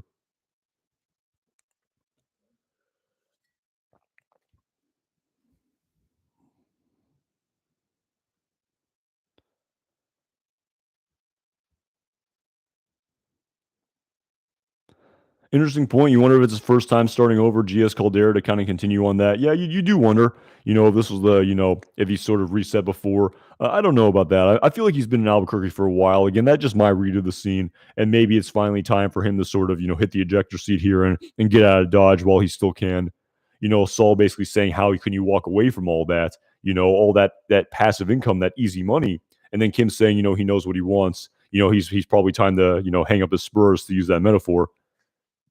And of course, Saul is just beginning. Saul Goodman, I mean, to sort of get into it really quick, I mean, I keep thinking back to Saul Goodman is still seemingly not even remotely close to the character he was in the plot of Breaking Bad. I mean, just look at the interior of that office. He's still driving a brown Ford Taurus. I mean, he's not having sex with prostitutes in his office like he was in Breaking Bad. So again, Saul Goodman hasn't even begun to start the sort of Albuquerque criminal underworld, compared to, what Caldera did for obviously a very long time. So yeah, I think he was being sincere, and it's sort of, he's sort of exiting that sort of storyline, and or that sort of, Albuquerque criminal underworld, and Saul Goodman is sort of replacing him. So very sort of interesting writing there. I really enjoyed that in hindsight. Yeah, at Glowing Unknown, he felt way more soulish in this episode. Yeah, I definitely, as the season progresses, I would definitely agree for sure, but still seemingly a long way. I mean, we haven't even seen that white Cadillac outside of it getting repossessed in the cold opening scene of Wine and Roses. So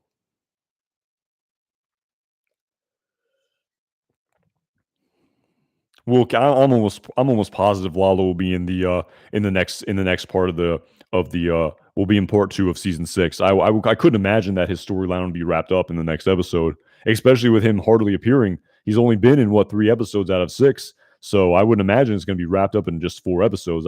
At Will K, I think Lalo's going to appear for sure, but I could be wrong with the caveats. I mean, with what happened to Nacho in the third episode, if you said, "Oh, Nacho's story arc is going to be wrapped up in episode three," I would have said you were crazy, as I've said many times over the course of these live streams. So, yeah, great question, Richie MC. Time length for the midseason finale. I would imagine it's going to be on the longer side, probably closer to an hour. I would imagine. Again, I'm just speculating here. If I'm not mistaken, I think the longest episode, not including commercials, of Better Call Saul in six entire seasons is around an hour so far. So it'll be interesting to see what happens. I hope it's a longer one. I imagine it will be being the last episode until the midseason break. So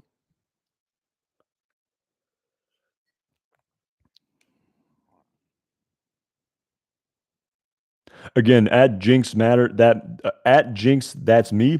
Again, I talked about that a little bit earlier in my live stream, but again, we see Francesca setting it up initially. In respect to his office, that's a great question, but I don't know about that for sure. I mean, I don't know the sort of genesis of the sort of why and what causes him to sort of put all the, the was it the Constitution behind him, and the sort of the pillars, and the sort of very Americana theme office. Again, I'm not so sure about the details leading up to that. But in this episode, it definitely seemed like Francesca being right in the sort of bullpen with all those sort of, Albuquerque criminal underworld characters. I think that is the genesis story for why she wants that big glass partition between her and all the people who are going to be in Saul Goodman's waiting room. She definitely doesn't want to be, breathing that same air literally, with all that smoke and all the coughing and everything like that. So I think that's definitely the genesis of Francesca's office. But again, what's the sort of a step-by-step backstory to the Saul Goodman's office design? You wonder. I mean, maybe he's inspired a little bit by the Kettlemans and their sort of Americana sort of themed trailer.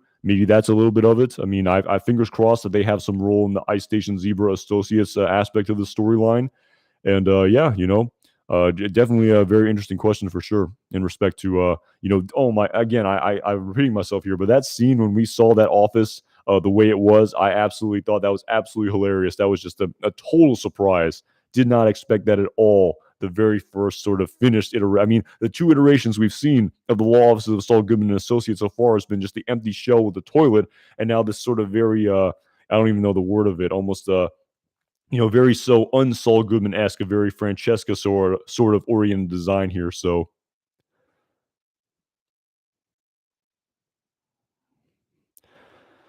yeah, at John Doman again. People talking about Jesse Pinkman again. I can neither confirm or deny the rumors on IMDb. So I mean, we'll see for sure. So at Richie MC, the laser tag place again. I hope we do for sure. Again, the one piece of dialogue that sort of hinders that is that Saul Goodman did say to Walter White when the stock market took a shit, he was sort of looking for the arrangement. So maybe he's on the laser tag for a little bit longer. But I think the stock market sort of crash he's talking about is the 07 08 financial crisis, and we're still in 2004. So that the laser tag may not come until the very end. who knows? Maybe we'll get Price at the very end of this at the end of this series. I wouldn't be opposed to that with the sort of Danny connection, Daniel Wormald. So again, I feel like the laser tag is a little bit a ways out if and when we see that in this storyline. So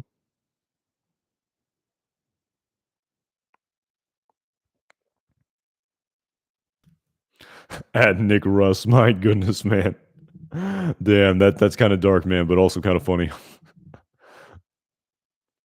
As he said, it was Garbaccio going to the dump, and he made good on that promise. So that is hilarious. At DD, Price will be in the Empire business. Yeah, I really hope we see Price at least one more time before the conclusion of the series. I mean, who knows? But yeah, at Neil Lub in Cal, yep.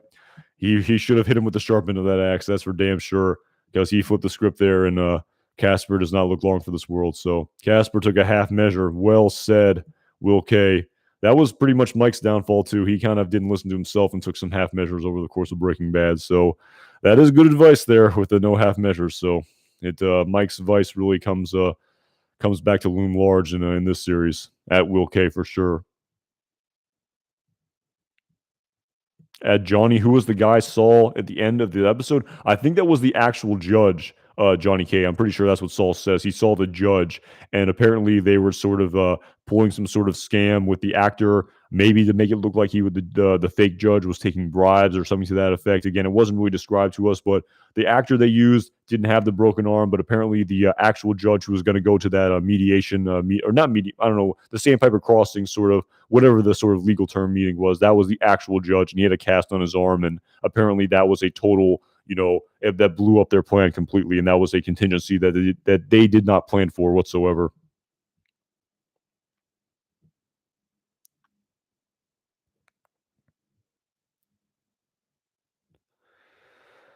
Yeah, at Luke Duke again. Yeah, Casper knows about the laundry again. He does know. He does again. I don't know if he knows what Gus Fring's intentions were for it per se, but he definitely knows he's building an underground secret structure. And Lalo even said to him he wants to know what Gus is building. So yeah, I mean, I would say Casper's a goner. So it's tough to see.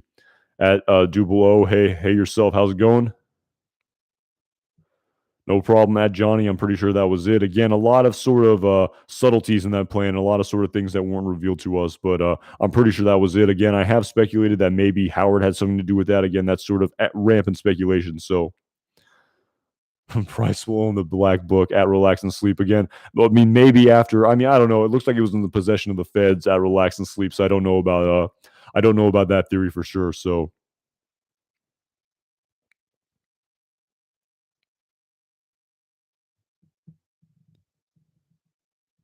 yeah, Will K. He does have the broken rib, but I definitely think football players can play with a broken rib, but they probably shoot him up with something to diminish the pain. But yeah, he's a broken rib. That is not comfortable for sure. He's definitely in some pain right now, and a lot of sort of subtleties there with him walking down hallways. And I definitely think the next meeting is likely Kai. So we'll definitely see what happens for sure.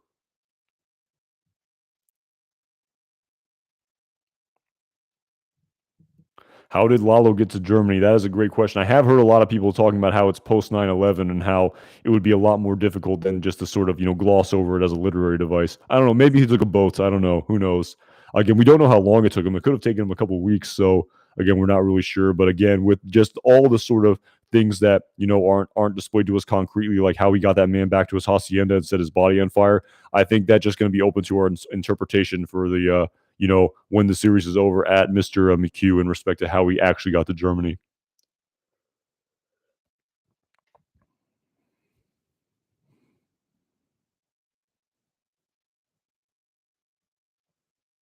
Yeah, he did take 3 episodes. It was definitely a couple weeks as likely that as Mike said at Chris Cisneros. So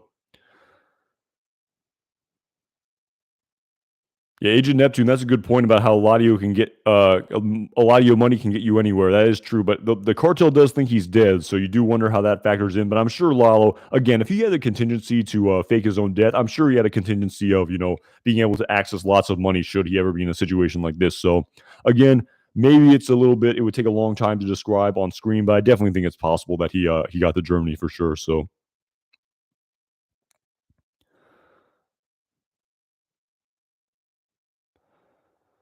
Ooh, and on that note, I think I'm gonna have to wrap it up here, guys. This was quite the episode here. Definitely didn't expect that climax for sure at the end of Act Two, but yeah, really appreciate everyone for tuning in tonight. Really appreciate all the super chats. I really appreciate all the support. I really appreciate the comments. Like I said, I always learn so much from the comments. Things I missed during the first watch of this episode for sure. So anyway, yeah, definitely planning on making some videos about this episode in the week to come, as well as some additional live streams this week as well to talk about the various aspects of this episode. So yeah, really appreciate everyone for tuning in. Again, man, quite still thinking back to that climax at the end of episode, the end of Act Two. So yeah, I'll be post, like I said, I don't want to repeat myself too much here. I'll be posting videos. I'll be doing live streams, and really appreciate everyone for tuning in. And have a great the rest of your night. And I'll see you guys around. Thanks so much for stopping by.